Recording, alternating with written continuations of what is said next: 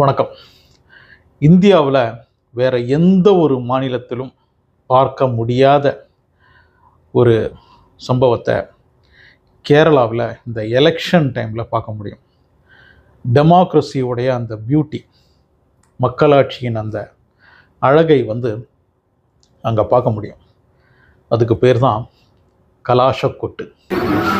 இந்த எலெக்ஷன் டைமில் கேம்பெயினிங் பண்ணுவாங்களே, எல்லா ஒரு பார்ட்டியும் அந்தந்த கட்சியை பற்றி அவங்க செஞ்ச சாதனைகளும், அப்புறம் எதிர்கட்சிங்க என்னென்ன தவறுகள் செஞ்சுருக்காங்க, என்னென்ன ஊழல் செஞ்சுருக்காங்க அப்படின்னு அந்தந்த கட்சியை பற்றி கேம்பெயினிங் பண்ணும்போதும் கடைசி நாள் இருக்குது பாருங்கள். அதாவது அடுத்த நாள் மௌன பிரச்சாரம் மட்டும்தான், சைலண்ட் டே அப்படின்னு சொல்லுவாங்க. அதுக்கு அடுத்த நாள் ஓட்டு இல்லையா? அப்போ அந்த கடைசி நாள், அந்த நாளில் பிரச்சாரம் பண்ணிவிட்டு கடைசியாக அந்த கேம்பெயினிங் முடிகிறதுக்கு 1 மணி நேரத்துக்கு முன்னாடி எல்லா பார்ட்டிகளும், அதாவது இப்போது கேரளா அப்படின்னு எடுத்துக்கிட்டோம்னா முக்கியமான பார்ட்டி எல்டிஎஃப், யூடிஎஃப், இப்போ கொஞ்சம் பிஜேபி, இந்த 3 பார்ட்டியும் அவங்க அவங்களுடைய அந்த மக்கள்லாம், அந்த தொண்டர்கள்லாம், இல்லைனா அந்த கேம்பெயினிங் பண்ணுற மக்கள் எல்லாமே அந்த தெருவில் இருக்கிற முக்கியமான ஜங்ஷன், மக்கள் அதிகமாக கூடுற ஒரு ஜங்ஷனுக்கு அங்கே கடைசி 1 மணி நேரம் பிரச்சாரம்லாம் பண்ண மாட்டாங்க.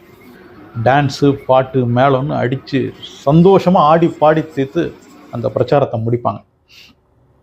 இப்படி ஒரு சம்பவத்தை வேற எங்கேயாவது பார்க்க முடியுமா ஸ்டேட்டில்? அதாவது மற்ற 2 கட்சிகள் ஒன்றா சேர்ந்தாலே அங்கே அடி தடி குத்து இந்த மாதிரி தானே. அங்கே அந்த 2 கட்சிங்க ஒன்றா ஒரு இடத்துல சேரும்போது அங்கே சேஃபாக யாராலையாவது இருக்க முடியுமா?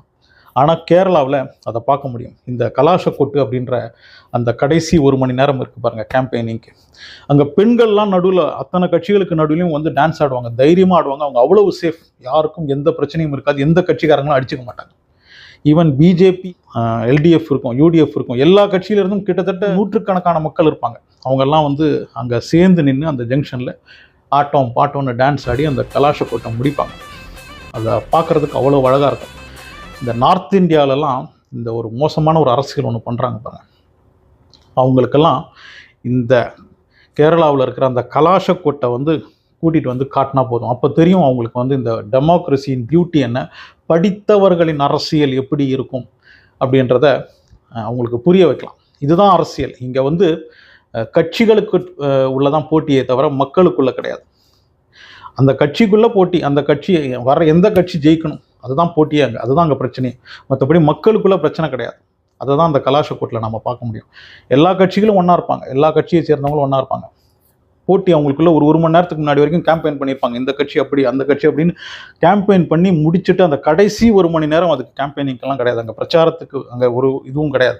அங்கே அவங்களுடைய அந்த 1 மாத உழைப்பை ஆடி பாடி தீர்த்து முடிப்பாங்க எல்லா கட்சிகளும் ஒன்றா சேர்ந்து. அதுக்கப்புறம் எல்டிஎஃப் காரன், யூடிஎஃப் காரன், அதாவது காங்கிரஸை சேர்ந்தவன், சிபிஎம்ஐ சேர்ந்தவன், பிஜேபி சேர்ந்தவன், எல்லாருமே ஒன்றா சேர்ந்து அந்த தெருவில் இருக்கிற கடையில் டீ சாப்பிட்டு சந்தோஷமாக பேசி அங்கேருந்து பிரிவாங்க. யார் கட்சி ஜெயிக்குதுன்னு பார்க்கலாம் அப்படின்னு ஒரு சின்ன ஒரு போட்டியுடன், அதாவது எந்த ஒரு கடுமையான வார்த்தைகளும் இல்லாமல் சந்தோஷமாக பேசி அங்கேருந்து பிரிவாங்க. அப்படி ஒரு நிகழ்ச்சியை நானே 2-3 தடவை கேரளாவில் பார்த்துருக்கேன். அப்படி இருக்கும். அந்த டெமோக்ரஸியை பார்க்குறதுக்கு அவ்வளோ அழகாக இருக்கும்.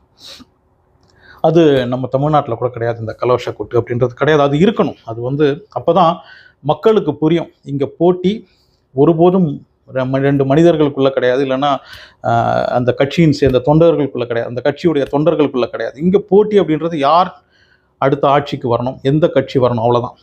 அதுக்காக நம்ம போராடணுமே தவிர, அதுக்காக நம்ம உழைக்கணுமே தவிர, ஒரு மனிதன் இன்னொரு மனிதனை அடிக்கிறது, உதைக்கிறது, நீ அந்த கட்சியை சேர்ந்தவன், நீ இந்த கட்சியை சேர்ந்தவன் அப்படின்ட்டு அந்த சண்டையை போட்டுக்கிட்டு மனிதர்களுக்குள்ள ஒரு பிரிவினையை உண்டு பண்ணுறது, அது ரொம்ப தவறான விஷயம். அதையெல்லாம் நமக்கு உணர்த்துகிற விதமாக இருக்கும் இந்த கலாஷக்கொட்டு.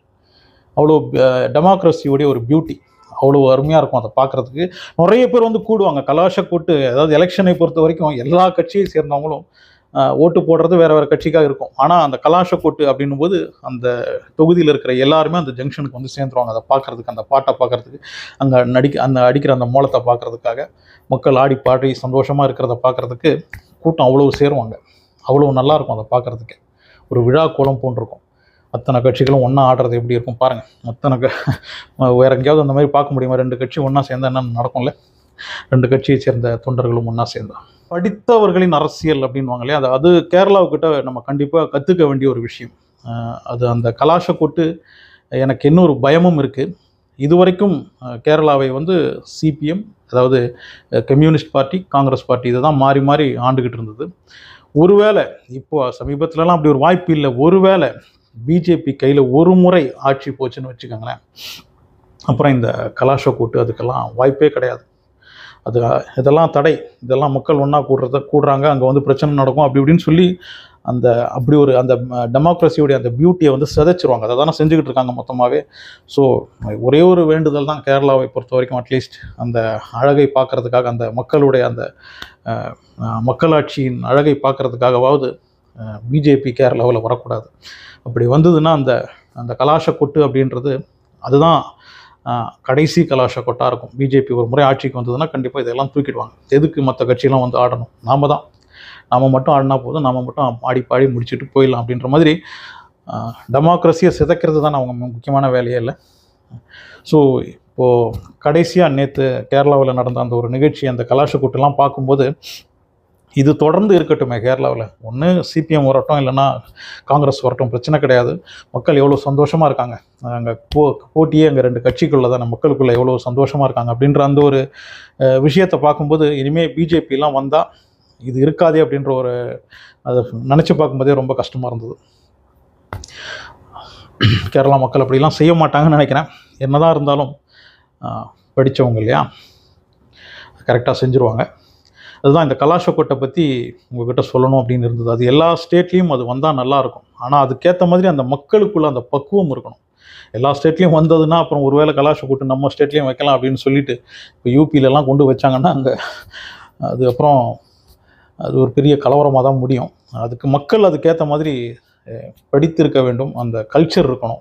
அதெல்லாம் இருந்தால் மட்டும்தான் இந்த மாதிரி கலாஷ கூட்டெல்லாம் பார்க்க முடியும். தமிழ்நாட்டில் கண்டிப்பாக அதை செய்யலாம். நம்ம தமிழ்நாட்டில் அந்த மாதிரி கேரளாவை போலவே நல்ல படித்தவர்கள், நல்ல பண்புள்ள மக்கள், அரசியலை நல்ல புரிதல் இருக்கிற மக்கள். ஸோ தமிழ்நாட்டில் இந்த கலாஷ கூட்டை பார்க்கணும் அப்படின்னு ஒரு ஆசை இருக்குது. பார்ப்போம். உங்கள் கருத்தை கமெண்ட்டில் வந்து சொல்லுங்கள். யாராவது கேரளா கலாஷ கூட்டு பார்த்துருக்கீங்களா? அந்த எலெக்ஷன் கடைசி டைமில் அந்த கலாஷ கூட்டு பார்த்துருக்கீங்களா? அந்த அனுபவம் இருந்ததுன்னா கமெண்ட்டில் வந்து சொல்லுங்கள். அனசுடன் சேனலை சப்ஸ்கிரைப் பண்ணி வச்சுக்கோங்க. லைக் ஷேர்லாம் கூட பண்ணிவிடுங்க.